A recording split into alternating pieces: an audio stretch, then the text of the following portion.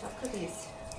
Now, the thing is when you're home, leash and collar for both dogs, so that you can control the outcomes of their choices.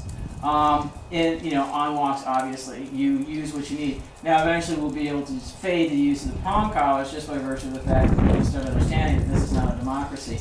But again, it's not about beating up on them. It's about providing enough of a deterrent for their refusal and for their obnoxious behavior. And he's really done well. I mean, because I had a chain training collar on her, and actually on both of them, and he just blew through it like whatever. Yeah, he's like, I don't care. And little martingales, those little cloth martingales and stuff are cutesy, and they look nice, and they're very, very comfortable, but they didn't provide enough of a deterrent. And then I put the prong collar on him first, and he was like, yeah, I get this. I mean, within minutes, he was like, I understand. And so I said, let's try it with her and see what happens. Put one on her, and she was just like, how dare you? And I'm like, 'cause I dare. And she was really resentful, and then all of a sudden she started like, this isn't half bad. And the funny thing is there, I think you can see in some of the clips where she's like, and then as soon as you reward her, she perks right up. You tell her, let's go, which is a nice little walk, and she's like, okay, let's go.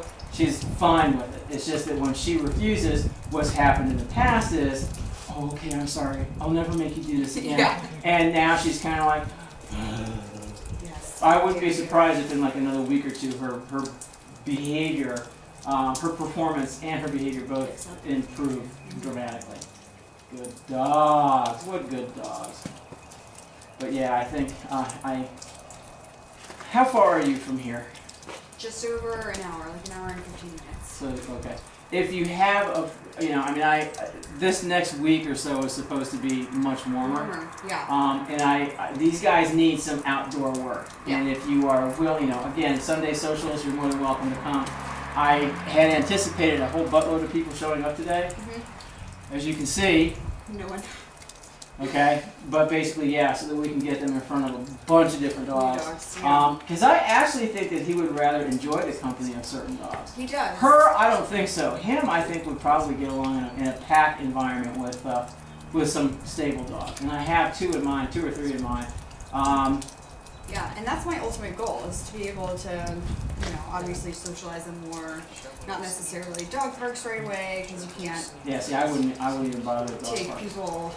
If you know, what they're gonna do. if you have a couple of friends who have some really stable, responsible, harmless dogs, I would do that. And this is exactly how you start. You start with them on a leash, and then you let them drag the leash, and then you take the leash off. So that way there's a period of time when they start understanding that, I accommodate my surroundings by being obedient. And as we have a young dog that comes out here, I think he's been coming out for if he hadn't missed any, I think we'd be on about week 12 now. He was here for boarding and training, and he was a very sick young dog, so he didn't get a lot of socialization. Plus, he is of a breed that is known to be a little on the rough side to begin with. And he's been coming out here, and he's learned a whole heck of a lot on how to behave. Never having had early influence or other dogs to be around and things like that. And he's actually starting to work through his issues with other dogs. So for some dogs it takes some time, but for most dogs, and then it helps them understand their own body language. Because you guys are weird looking to other dogs. Yeah.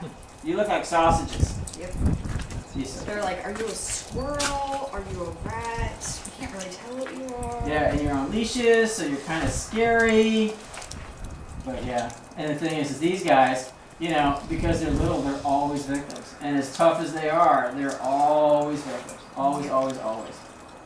So, but yeah, I mean, they're sweet, sweet dogs. They really are.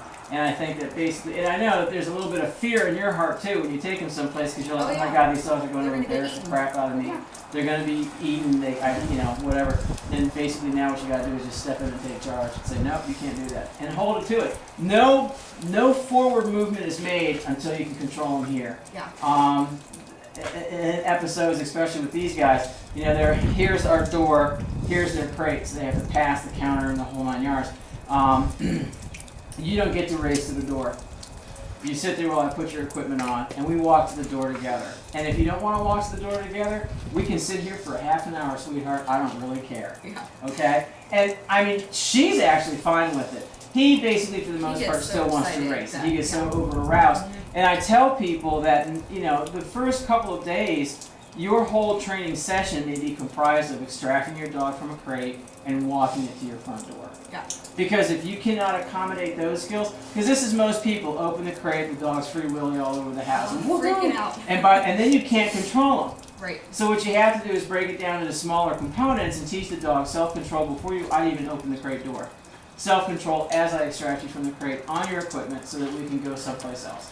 And then I'm going to force you to be behaved as we move to the door, at the door, through the door, on the other side of the door, and then step 4, 5, 6, 7, 8, 9, 10. So that they understand that this can end at any time. Whereas an adventure to the elevator to these guys would be a, aha! What you're going to say now is, well, here's the deal. If you can't act right, we ain't going.